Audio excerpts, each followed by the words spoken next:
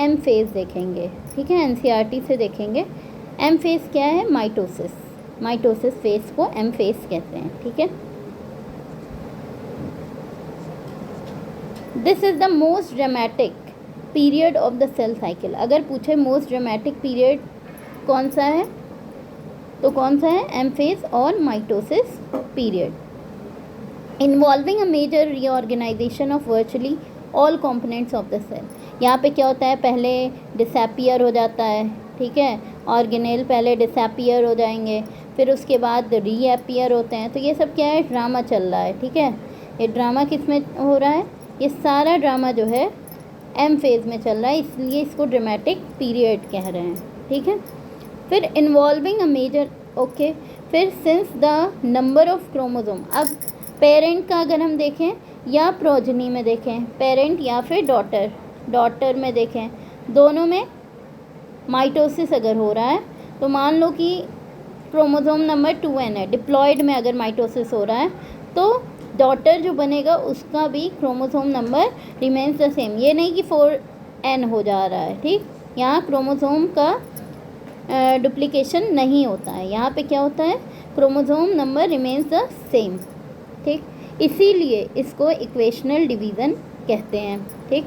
दो for convenience mitosis has been divided into 4 stages में है, और ये 4 स्टेजेस क्या है? कैरियोकाइनेसिस की स्टेज है, जिसे न्यूक्लियर डिवीज़न कह रहे हैं। It is very essential to understand that cell division is a progressive process, means ये हो रहा है, and very clear cut line can not be drawn between various stages में क्लियर कट लाइन नहीं draw की जा सकती। मीन्स अगर किसी भी पार्ट ऑफ बॉडी का, ठीक, जैसे रिपेयर के लिए हमें माइटोसिस की ज़रूरत होती है, तो कुछ सेल जो है वो प्रोफेज में हो सकते हैं, कुछ सेल मेटाफेज में हो सकते हैं, कुछ सेल एनाफेज में हो सकते हैं, कुछ सेल टीलोफेज में हो सकते हैं, कुछ मतलब हो सकता है कि प्रोफेज और मेटाफेज के बीच में हो, तो क्लियर कट लाइन हम ड्रॉ नहीं कर सकते, ठीक है। उसके अलावा ये कैरियोकाइनेसिस में ये जो 4 स्टेजेस है वो कौन सी हैं? पीएमटी पहले होता था, तो अब पी मैट कर दो, उसमें ए बीच में कर दिए हमने। अब क्या हो गया? जो AIPMT हो गया, पहले क्या था? PMT होता था, ठीक। अब PMT के बीच में ये टेस्ट, प्री मेडिकल टेस्ट के बीच में क्या हो गया? A आ गया, all India pre medical test बीच में आ गया था ना, AIPMT, ठीक है। अब हम लोग प्रोफेज देखेंगे। Prophase which is the first stage of karyokinesis. Karyokinesis means ये न्यूक्लियर डिवीज़न की पहली स्टेज है। Follows the S and G2। देखो पहले क्या होता है? G1 S G2 M, ठीक। ये क्या कह रहा है कि S और G2 को ये फॉलो कर रहा है। इसके बाद एम फेज की पहली स्टेज कौन सी आई? प्रोफेज आया, ठीक। और ये क्या है? ये इंटरफेज है, ठीक। इंटरफेज का पार्ट है। इंटरफेज को हम रेस्टिंग स्टेज कहते हैं, ठीक। और ये ह्यूमन सेल की अगर हम बात करें तो हमारा सेल डिवीज़न कितनी देर में होता है? 24 आवर में सेल डिवाइड होता है, एक सेल से 2 सेल बनते हैं। तो जो इंटरफेज होता है वो कितना पार्ट ऑक्यूपाई करता है, कितना ड्यूरेशन का होता है? ग्रेटर देन 95% जो है वो क्या होता है? इंटरफेज होता है। और ओनली अप टू आवर, 1 घंटा मान लो कि वो एम फेज होता है, सिर्फ इसमें एक्चुअल डिवीज़न होता है, नहीं तो इंटरफेज जो है वो ग्रेटर देन 95% ड्यूरेशन जो है वो इंटरफेज में होता है, प्रिपरेशन करता होता है सेल, ठीक है, सेल डिवीज़न के लिए। पहला आया प्रोफेज। प्रोफेज में हम लोगों ने देखा कि S और G2 के बाद हमारा ये प्रोफेज आया। The new DNA molecule formed are not distinct but intertwined. जो यहाँ पे क्या हुआ? S फेज में क्या हो रहा था? S फेज में chromosome remains the same but DNA की डबलिंग हो गई। DNA अगर G1 में 2C था तो आफ्टर S और eight the end of S 4C हो जाएगा, तो G2 में भी 4C होगा, फिर M के प्रोफेज में भी 4C ही होके आएगा, ठीक। द न्यू डीएनए मॉलिक्यूल, जो नया डीएनए मॉलिक्यूल बना है वो डिस्टिंक्ट नहीं है, ठीक, बट इंटरवाइंड, एक दूसरे में इंटैंगल है, अभी वो एकदम उलझा हुआ है, ठीक है। धागा है, धागा को थ्रेड ले लो, थ्रेड को क्या है, अभी जब रील में रहता है तो वो किस तरह से रहता है, एक प्रॉपर रहता है ना, उसे हम खोलते चल जाते हैं तो खुलता जाता है। लेकिन अगर उसी धागे को हम निकाल दें रील से और उसको रख दें और वो आपस में क्या हो जाएंगे, गुथ जाएंगे, तो वो मतलब वो क्या हो जाएंगे, एक दूसरे में फंस जाएंगे, है ना, इंटरवाइन हो जाएंगे, एंटेंगल हो जाएंगे, ठीक है। Prophase is marked by the, अब यहाँ पे हमें ध्यान रखना है कि प्रोफेज में एक्चुअल में होता क्या है, यही हमें ध्यान रखना है। Prophase is marked by the initiation of condensation of chromosomal material. पहला पॉइंट, फर्स्ट पॉइंट क्या है, इनिशिएशन मीन्स यहाँ पे शुरू हो जाता है, किस चीज़ का इनिशिएशन होता है, क्रोमोसोम का कंडेंसेशन स्टार्ट हो जाता है। The chromosomal material become untangle, अब यहाँ पे अभी क्या थे, इंटैंगल थे, अब ये अनटैंगल होने लगते हैं, अनटैंगल मतलब वो सुलझने लगते हैं during the process of chromatin condensation के time. The chromosomal material untangle हो गया, ठीक। फिर the chromosome the centrosome, centrosome मतलब centriole, which had undergo duplication during S phase, ये एस फेज में डिप्लीकेट हुआ था, ठीक। एस फेज में हमारा डीएनए का डिप्लीकेशन हुआ था और जो सेंट्रियोल था वो डिवाइड हुआ था, और सेंट्रोसोम जो है वो डबलिंग ऑफ सेंट्रियोल हुआ था, ठीक है। नाउ बिगिंस टू मूव, अब ये जो डबल हुआ, डबल मतलब दो हो गए, तो ये ऑपोजिट पोल में चले गए, तो ये दूसरा पॉइंट हुआ कि ऑपोजिट पोल पे वो मूव कर गए। द कंप्लीशन ऑफ प्रोफेज, अब ये तो इनिशिएशन हो गया, marked by the initiation of condensation of chromosomal material, initiate हो गया, कंडेंस होना शुरू हो गया। दूसरी चीज़, जो सेंट्रोसोम था डिप्लीकेट एस फेज में हुआ था, वो ऑपोजिट पोल पे पहुंच गया, ये दूसरा पॉइंट है, ठीक। अब अगर हम इसे कंपाइल करके देखें तो क्या देखेंगे कि the completion of prophase, prophase के एंड में क्या हमें मिलेगा, can this be marked by the following characteristic event, ये हमें ध्यान रखना है, ठीक। The chromosomal material condense to form compact, अब यहाँ देखो कंडेंसेशन ऑफ क्रोमोसोम हो गया to form compact mitotic chromosome, यहाँ पे क्या बन गया, क्रोमोसोम वो बन गया, जो क्रोमोसोमल मटीरियल अभी क्रोमैटिन फाइबर के फॉर्म में था वो क्या बन गया, क्रोमोसोम बन गया, ठीक है, वो क्रोमोसोम बन गया। Chromosomes are seen to be composed of two chromatid attached together at the centromere, वो दो क्रोमैटिड से बना है, ठीक, ये एक क्रोमोसोम और दूसरा क्रोमोसोम आपस में किससे जुड़ा हुआ है, क्रोमैटिड से जुड़ा हुआ है, ठीक है। सेंट्रोसोम, सेंट्रोसोम, अब सेंट्रियोल की बात कर रहे हैं, which had undergo duplication during interphase, के एस फेज में डिप्लीकेशन हुआ था ना, एस फेज में डिप्लीकेशन हुआ था सेंट्रोसोम का, begins to move towards opposite pole, opposite pole पे पहुंच गए। ई centrosome radiate out microtubules call aster, ये इंपॉर्टेंट पॉइंट है, ठीक है। अब ये जो हर एक सेंट्रोसोम है, ठीक, वो रेडिएट आउट माइक्रोट्यूब्यूल्स, उससे क्या निकलता है, ये सेंट्रोसोम से क्या निकल रहा है, माइक्रोट्यूब्यूल निकल रहे हैं, ठीक, क्या निकल रहा है, माइक्रोट्यूब्यूल। अब ये सेल का पोल नहीं, बस ऐसे दिखाया है, या आप सेल समझ लो, अभी आगे एक्सप्लेन करूँगी, डायग्राम दिया हुआ है, ठीक है। ई सेंट्रोसोम रेडिएट्स आउट माइक्रोट्यूब्यूल, इसको हम एस्टर कहते हैं। The two asters together with spindle fibre form mitotic apparatus, ये एस्टर हुआ। अब यहाँ पे क्या होगा, ये स्पिंडल फाइबर बनेंगे, है ना, स्पिंडल फाइबर के साथ ये एस्टर, ठीक, एस्टर, और एस्टर के साथ साथ क्या, स्पिंडल फाइबर, ठीक, स्पिंडल फाइबर, ये क्या बनाते हैं, ये क्या बना रहे हैं, ये माइटोटिक एपरेटस बनाते हैं, ठीक, माइटोटिक एपरेटस। तो अगर पूछा जाए माइटोटिक एपरेटस क्या है, तो क्या हो जाएगा, उसमें एस्टर हो गए, दोनों एस्टर और स्पिंडल फाइबर दोनों एस्टर होंगे, ठीक है, ये हो गया। cells at the end of prophase when viewed under the microscope do not show Golgi body, Golgi complex नहीं होगा, एंडोप्लाज्मिक रेटिकुलम नहीं होगा, न्यूक्लियोलस नहीं होगा और न्यूक्लियर इन्वेलप नहीं होगा। ठीक है, तो 3 चीज़ें हमें प्रोफेज में ध्यान रखनी है। 3 चीज़ें क्या हैं? 3 चीज़ें हैं कि यहाँ पे क्या हो रहा है कि डिसअपियर हो रहा है। क्या डिसअपियर हो रहा है?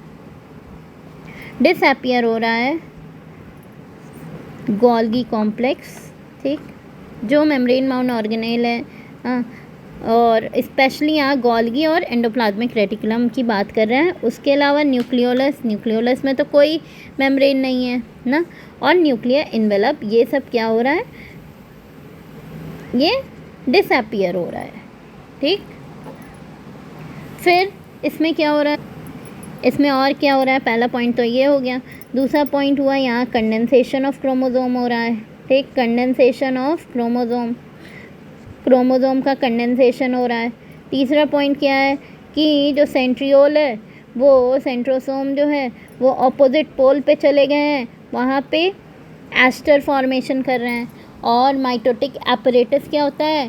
एस्टर जो फॉर्म हुआ और प्लस स्पिंडल फाइबर, उसे हम माइटोटिक एपरेटस कहते हैं।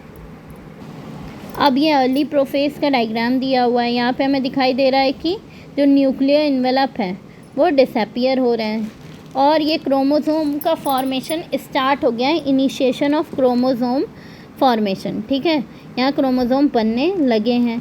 उसके अलावा यहाँ पे हमें कोई भी ऑर्गेनेल नहीं दिख रहा है, गोल्गी एपरेटस नहीं दिख रहा है, एंडोप्लाज्मिक रेटिकुलम नहीं दिख रहा है, और यहाँ पे सेंट्रियोल उतना दिखाया नहीं है, बट हम समझ सकते हैं कि सेंट्रोसोम जो है ऑपोजिट पोल पे चले जाते हैं, यहाँ पे ऑपोजिट पोल में चले जाते हैं। ठीक, और एस्टर फॉर्मेशन करते हैं, और ठीक है, और ये एस्टर फॉर्मेशन स्पिंडल फाइबर के साथ मिलके माइटोटिक एपरेटस कहलाता है। ठीक है, फिर अब आते हैं हम लोग मेटाफेज में। ये 3 पॉइंट हमें प्रोफेज में ध्यान रखनी है। ठीक है, ये प्रोफेज के पॉइंट्स हो गए।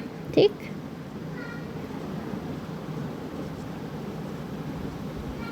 अब हम लोग मेटाफेज देखते हैं। The complete disintegration of nuclear envelope. अब अगर हमसे पूछे कंप्लीट डिसइंटीग्रेशन कहाँ पे हो रहा है, किस में होगा? मेटाफेज में होगा। ठीक है, complete disintegration of nuclear envelope marks the start of second phase. अब स्टार्ट कैसे हो रहा है? जैसे प्रोफेज स्टार्ट हो रहा था, initiation of chromosome condensation. Initiation कैसे हो रहा है? वहाँ पे इनिशिएशन हो गया, शुरुआत हो गई कंडेंसेशन ऑफ क्रोमोसोम की। लेकिन कंप्लीट डिसइंटीग्रेशन कहाँ पे हो रहा है न्यूक्लियर इन्वेलप का? वो हमारा मेटाफेज में हो रहा है। ये बहुत इंपॉर्टेंट है। हाँ, hence the chromosome are spread through the cytoplasm of the cell. अब ये जब डिसइंटीग्रेशन हो गया तो हमें वहाँ पे न्यूक्लियस और साइटोप्लाज्म में डिफ्रेंशिएशन तो पता नहीं चल पाएगा, तो क्रोमोसोम कहाँ आ जाते हैं? साइटोप्लाज्म में आ जाते हैं। ठीक है, वो तो डिसअपियर हो गया। ठीक, by this stage condensation of chromosome. अब यहाँ पे देखो कि कंडेंसेशन ऑफ क्रोमोसोम भी कंप्लीट हो गया। ठीक, एक तो कंप्लीट डिसइंटीग्रेशन हुआ, जो कुछ भी वहाँ स्टार्ट हुआ यहाँ पे कंप्लीट हो रहा है। Condensation of chromosome completed and they can be observe clearly under the microscope, हमें दिख पा रहे हैं। एंड मॉर्फोल अगर देखें तो इस स्टेज में हम एम से मेटाफेज होता है, एम से मॉर्फोलॉजी होती है। मॉर्फोलॉजी ऑफ क्रोमोसोम हम यहाँ पे स्टडी कर सकते हैं। ठीक, हम उसके फॉर्म को स्टडी कर सकते हैं। ठीक है, and is most easily studied at this stage metaphase chromosome is made up of। अब यहाँ पे हम देख सकते हैं कि जो क्रोमोसोम है वो किससे बना हुआ है? is made up of 2 sister chromatids which are held together by centromere। यहाँ पे कंडेंसेशन कंप्लीट हो गया, मीन्स यहाँ पे जो क्रोमोसोम है, हाँ, वो ये सिस्टर क्रोमैटिड, एक ही क्रोमोसोम के पार्ट को क्या कहते हैं? सिस्टर क्रोमैटिड कहते हैं। और यहाँ पे क्या है? हमारा सेंट्रोमियर है। Okay, held together by centromere. अब यहाँ पे जो है डिस्क है। ठीक है, इस साइड भी है और पीछे साइड भी है। तो these structure serve as the site of, okay sorry, यहाँ पे फिगर 10.2b हमें देखना है। ठीक है, यहाँ पे at this stage metaphase chromosome is made up of, ये दिखाई दे रहा है हमें। ठीक है, ये आगे और पीछे दोनों सिस्टर क्रोमैटिड है। Small dish shaped structure at the surface of the centromere are called kinetochore. ये तो हो गया सेंट्रोमियर, ठीक। ये क्या है हमारा सेंट्रोमियर, ये तो इसे जोड़ रहा है। लेकिन एक डिश शेप्ड यहाँ पे ये इस साइड और पीछे साइड भी है, उस डिश शेप्ड स्ट्रक्चर को हम काइनेटोकोर कह रहे हैं। ये जैसे ये है, ये क्या है, ये काइनेटोकोर है। These structure serve as the site of attachment. ये जो स्ट्रक्चर है ये क्या कर रहा है, ये साइट ऑफ अटैचमेंट की तरह these structure serve as the site of attachment of spindle fibre to the chromosome. अब ये काइनेटोकोर किस में हेल्प करेगा, काइनेटोकोर किस में हेल्प कर रहा है, काइनेटोकोर किस में हेल्प कर रहा है, अटैचमेंट में हेल्प कर रहा है ना। ये हेल्प कर रहा है हमारा अटैचमेंट में, ठीक, अटैचमेंट में ये हेल्प कर रहा है। तो पहला पॉइंट क्लियर है, कंप्लीट डिसइंटीग्रेशन हुआ। दूसरा पॉइंट क्रोमोसोम का कंडेंसेशन यहाँ कंप्लीट हुआ। यहाँ हम मॉर्फोलॉजी को देख सकते हैं। उसके अलावा जो क्रोमोसोम है उससे दो सिस्टर क्रोमैटिड से बना हुआ है, अटैच है, आपस में जुड़ा हुआ है दो सिस्टर क्रोमैटिड सेंट्रोमियर से। अब दोनों साइड में डिश शेप्ड स्ट्रक्चर है, small dish shape structure surface of centromere पे, जिसे हम काइनेटोकोर कह रहे हैं। काइनेटोकोर किस में हेल्प करता है, अटैचमेंट में हेल्प करता है। किसके अटैचमेंट में, स्पिंडल फाइबर के अटैचमेंट में to the chromosome that are moved into position at the centre of cell पे, ये मेटाफेजिक प्लेट पे आके अटैच हो जाए। Hence the metaphase is characterised by all the chromosome coming to lie at the equator पे आके, ये equator पे आके अरेंज हो जाते हैं with one chromatid of each chromosome connected by its kinetochore to. अब ये काइनेटोकोर का काम ही है कि अटैचमेंट स्पिंडल फाइबर को क्रोमोसोम से जोड़ना। From one pole and its sister chromatid connected. अब एक पोल से, अब दोनों साइड में है तो एक पोल से एक साइड का कनेक्टेड होगा और दूसरे पोल पे दूसरे साइड का कनेक्टेड होगा, ठीक है। ये इससे कनेक्टेड है ना, एक साइड इधर और एक साइड इधर, ठीक है। ये काइनेटोकोर है, काइनेटोकोर से ये हमारा स्पिंडल फाइबर अटैच है, एक साइड इधर और एक साइड इधर। ये मेटाफेजिक प्लेट पे अटैच है, ये मेटाफेजिक प्लेट या फिर हम इक्वेटर कह सकते हैं, इससे आके जुड़ जा रहा है, ठीक। फिर उसके बाद है spindle fibre from one pole and okay the plane of alignment of the chromosome at metaphase. Metaphase में जो प्लेन ऑफ अलाइनमेंट हो रहा है उसको हम मेटाफेज प्लेट कह रहे हैं। द की फीचर्स हमें ध्यान रखना है, स्पिंडल फाइबर किससे अटैच है। अब ये देखो, देखिए ये क्रोमोसोम का जो काइनेटोकोर है ये क्रोमोसोम को किससे जोड़ रहा है, स्पिंडल फाइबर से जोड़ने में हेल्प कर रहा है, ठीक। तो spindle fibre attach to kinetochore of the chromosome. Chromosome के किस पार्ट से जुड़ा होता है स्पिंडल फाइबर, काइनेटोकोर से जुड़ा होता है।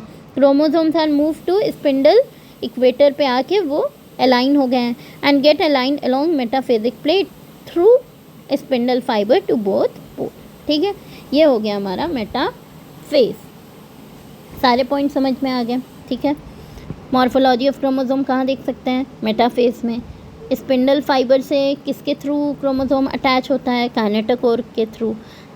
मेटाफेज एक प्लेट आती है मेटाफेज में।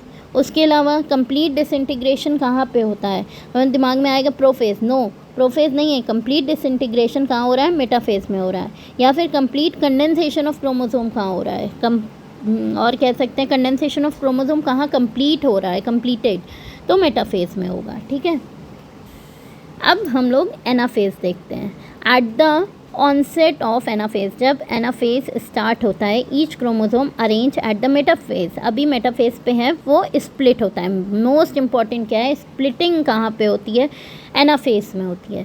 Simultaneously and the split simultaneously splitting होती है and the two daughter chromatid now refer to as daughter chromosome. अब वो जो क्रोमैटिड अभी सेंट्रोमियर से डिवाइड था ना, अब वो अलग हो जाता है, ठीक। अब इसे हम, ये क्रोमैटिड अलग हो गया, अब इसको हम क्या कहेंगे, डॉटर क्रोमोसोम कहेंगे। यहाँ पे वन डॉटर क्रोमोसोम, ये दूसरा डॉटर क्रोमोसोम है। ये समझ में आ गया कि ये डॉटर क्रोमोसोम कहलाएगा।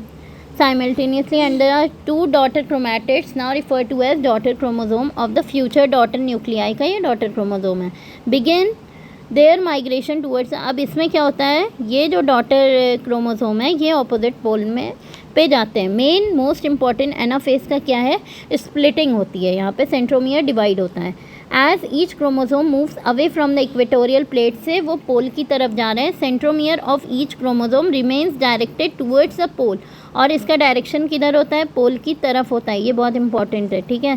सेंट्रोमियर का डायरेक्शन किधर होता है, towards the pole, and hence at the leading edge with the arm of the chromosome trailing behind. अब यहाँ पे क्या है, इसे हम क्या कह रहे हैं, लीडिंग एज कह रहे हैं, और जो आर्म जो है वो पीछे की तरफ है, ठीक है, ट्रेलिंग बिहाइंड, ठीक।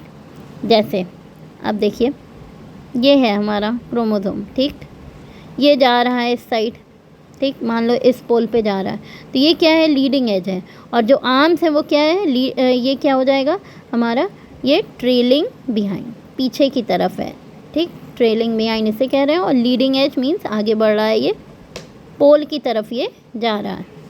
दस anaphase stage is characterise by the following key event, centromere split and chromatid separated. Very important कि सेंट्रोमियर यहाँ पे डिवाइड होता है, स्प्लिट होता है, और क्रोमैटिड अलग हो जाते हैं। क्रोमैटिड ऑपोजिट पोल में जाते हैं, जिसमें कि जो सेंट्रोमियर है वो पोल की तरफ होता है, और इसे हम क्या कहते हैं, लीडिंग एज कहते हैं, और ये जो आर्म है वो ट्रेलिंग बिहाइंड, पीछे रह जाता है, ठीक है, ये ध्यान रखना है। टीलोफेज, टीलोफेज में क्या है, जो कुछ भी प्रोफेज में ख़त्म हुआ है, डिसअपियर हुआ है, वो सभी चीज़ यहाँ पे रीअपियर होने लगेगा, ठीक है। तो अब देखते हैं, at the beginning of final stage of karyokinesis. अब ये टीलोफेज क्या है, ये फाइनल स्टेज है, कैरियोकाइनेसिस का लास्ट स्टेज है, ठीक है। इसमें क्या होता है, जो क्रोमोसोम है, अभी प्रोफेज में क्या हो रहा था, कंडेंसेशन स्टार्ट हो गया था, इनिशिएशन हुआ था, बट यहाँ क्या होता है, कंडेंसेशन नहीं, यहाँ पे डीकंडेंसेशन होता है, ठीक है, डीकंडेंसेशन ऑफ क्रोमोसोम होता है, और क्रोमोसोम अब वहाँ पे क्रोमोसोम नहीं रहता है, वो क्रोमैटिन फाइबर बनने लगता है और अपनी इंडिविजुअलिटी को खो देता है, ठीक। अब हम उसे क्रोमोसोम नहीं कहेंगे। The individual chromosome can no longer be seen, अब अलग अलग क्रोमोसोम जो दिखाई दे रहे थे वो हमें नहीं दिखते हैं। And each set of chromatin material tends to collect, और वो ऑपोजिट पोल पे ये जाके कलेक्ट हो जाते हैं।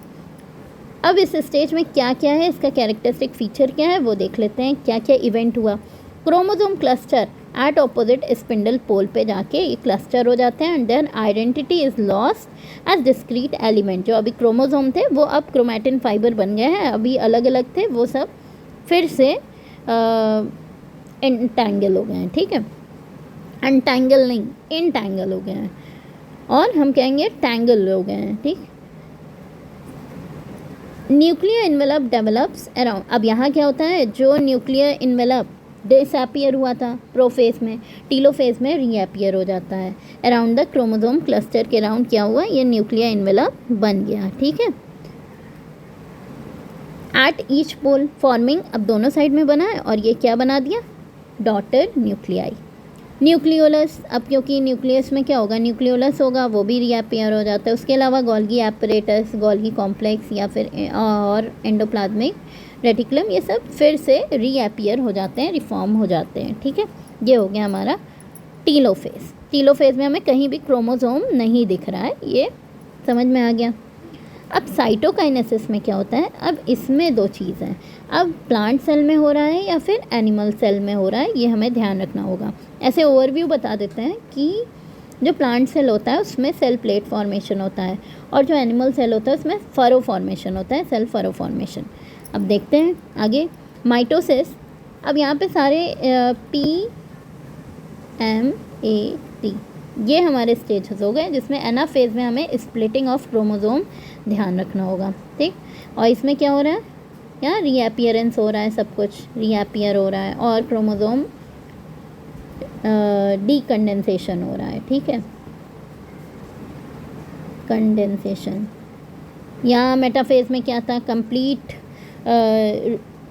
कंडेंसेशन हो रहा है, कंडेंसेशन ऑफ क्रोमोसोम कंप्लीट हो रहा था, मेटाफेजिक प्लेट पे आके क्रोमोसोम अटैच हो रहा था, ठीक है। अब हम लोग देखते हैं cytokinesis. Mitosis accomplishes not only the segregation of duplicated chromosome into daughter nuclei mitosis जो है वो सिर्फ कैरियोकाइनेसिस नहीं है, but the cell itself is divided into two. But यहाँ पे क्या है, सेल को दो में डिवाइड होना पड़ेगा by the separation of cytoplasm, को सेपरेट होना पड़ेगा, क्योंकि जो हमारा माइटोसिस है उसमें कैरियोकाइनेसिस भी है ना, और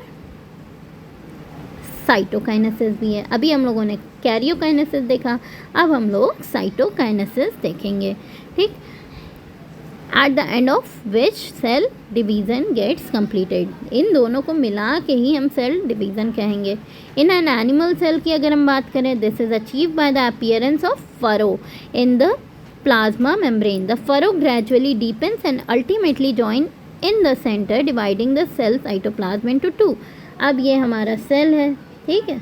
यहाँ क्या होता है, सेल फरो फॉर्मेशन होता है। सेल फरो जो है वो डीपन, ये जो साइटो मेम्ब्रेन है वो अंदर की तरफ इन्वेजिनेट होती है और उसके बाद डीप होती जाती है और ये अलग हो जाता है, ठीक है। ये कहाँ से हो रहा है, बाहर से अंदर की तरफ, मीन्स ये क्या हो गया, सेंटर की तरफ हो रहा है, मीन्स सेंट्रीपीटल हो रहा है। क्या हो रहा है, सेंट्रीपीटल हो रहा है, ठीक, सेंट्रीपिटल हो रहा है, ठीक। ये हो गया हमारा एनिमल सेल का सेल फॉर्मेशन, ठीक। उसके बाद इन प्लांट सेल, ये समझ में आ गया, सेल फॉर्मेशन हो रहा है, ये फरो फॉर्मेशन हो रहा है एनिमल सेल में। प्लांट में क्या होता है, in plant wall formation start in the centre of the cell. इसमें क्या होता है, सेल यहाँ पे बीच में सेल प्लेट बनता है, ठीक है, सेल वॉल बनता है, यहाँ से ये बाहर की तरफ होता है, ये सेंट्रीफ्यूगल फॉर्मेशन होता है, और ये वॉल जो है बनते बनते यहाँ तक आता है और ये फिर डिवाइड हो जाते हैं, ठीक है, ये अलग हो जाता है और ये अलग हो जाता है। In plant cells wall formation starts in the centre of the cell, cell के सेंटर पे स्टार्ट हो रहा है and grows outward to meet the existing lateral wall, को ये टच करता है, ये लेटरल वॉल, ठीक। The formation of new cell wall begins with the formation of simple, और प्रिकर्सर क्या होता है, सेल प्लेट होता है, जो कि बनाया था यहाँ पे cell plate formation, that represents the middle lamella. ये क्या रिप्रेजेंट कर रहा है, ये सेल प्लेट क्या रिप्रेजेंट कर रहा है, middle lamella between the wall of two adjacent cell. ये जो सेल प्लेट, ये अब डिवाइड होके क्या बन गया, ये सेल जो है ये डिवाइड हो गया, ठीक, और ये आपस में ये मिडिल, ये जो सेल प्लेट बना था वो किसको रिप्रेजेंट कर रहा है, वो मिडिल लैमेला को रिप्रेजेंट कर रहा है, ठीक है। एक ये सेल है, एक ये सेल है, तो ये मिडिल लैमेला को रिप्रेजेंट कर रहा है, ठीक है। ये हो गया।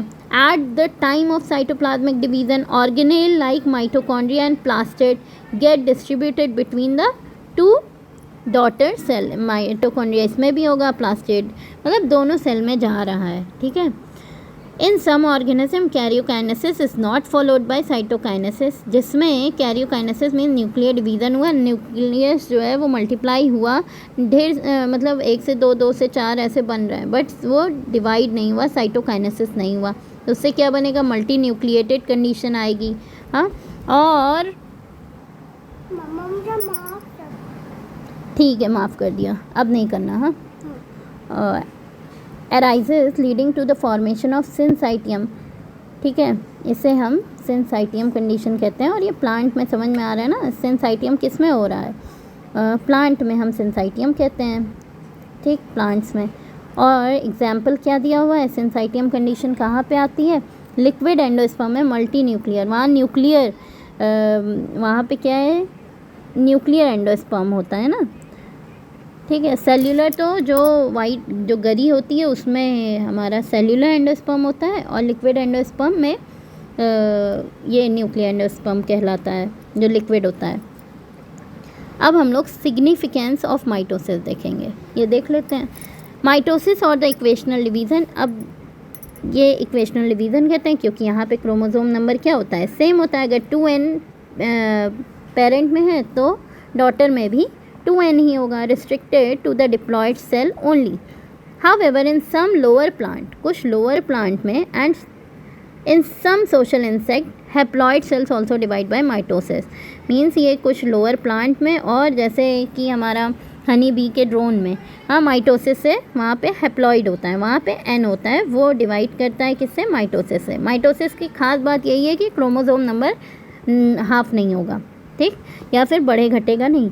It is very essential to understand the significance of this division in the life of an organism. Are you aware of some example where you have studied about haploid and diploid insect? Mitosis usually, अब यहाँ पे देखो इस वाले point पे, mitosis usually results in the production of, ये diploid daughter cells बना रहा है और जेनेटिक कॉम्प्लीमेंट सेम है, आइडेंटिकल है, ठीक है। The growth of multi cellular organism is due to, अब मल्टी सेल्यूलर ऑर्गेनिज्म की ग्रोथ कैसे हो रही है, माइटोसिस। सेल ग्रोथ, सेल की ग्रोथ कैसे हो रही है, माइटोसिस। मियोसिस सिर्फ हमारा कहाँ पे होता है, जो सोमैटिक सेल्स में माइटोसिस होता है, ठीक है।